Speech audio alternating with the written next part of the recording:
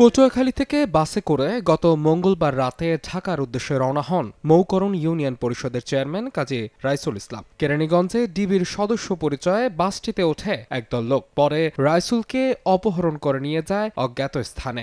প্রায় 1 থেকে 1.5 ঘন্টা দস্তাদস্তি করছে, আমার নামাইতে পারতেছে না। ওর এই জ্যাকেট ট্যাকেট সিরিয়া মিরিয়া মনে করেন কিচ্ছু নাই, সিরিয়া টিরিয়া মনে করেন যে একদম এই জ্যাকেটটাই ছিল, পরে প্যান্টটাই ছিল। এই যখন দস্তাদস্তি করে 1-1.5 ঘন্টা পর নামাইলো, চোখ বাইন্দা কোনো চরের ভিতরে নিয়ে গেছে।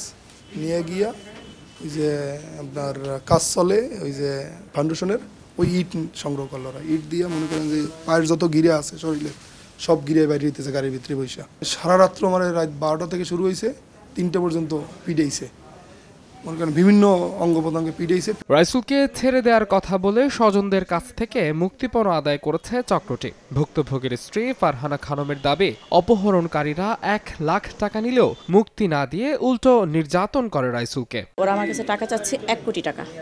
তখন ও বলছে ওদের সাথে বার্গেনিং করছে যে ওকে 70 লাখ টাকা দিবে। তখন আমি বলছি যে তুমি 70 লাখ টাকার কথা বললা, আমি তো 1 লাখ টাকা হয়তো ম্যানেজ করতে পারবো না, সবার কাছে আমাকে চাইতে হবে, তুমি আমাকে যে সময় দিচ্ছ। তখন ওই পাশে থাকা যেই লোক মানে যে কিডন্যাপার, সে তার কাছ থেকে মোবাইলটা ছিনিয়ে নিচ্ছে, নিয়ে বলতেছে চান্দা চাই চান্দা। ফারহানা খানম কেরানীগঞ্জ থানা ও ডিবিতে অভিযোগ করলে অভিযানে নামে পুলিশ।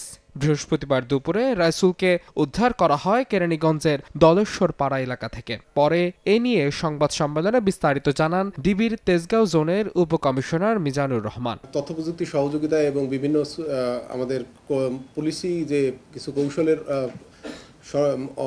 কারণে আমরা কিছু ক্লু পাই এবং ক্লুর মাধ্যমে আমরা জানতে পারি যে অপহরণকারী সদস্যগণ এবং অপহরণকারী যে চক্রের যিনি প্রধান, তিনি ঢাকাস্থ কেরানীগঞ্জের দলেশ্বর দক্ষিণ পাড়া এমন নামক স্থানে আত্মগোপন করে আছে এবং ভিকটিমের সম্ভাব্য অবস্থান দলেশ্বর পাড়ায় আছে।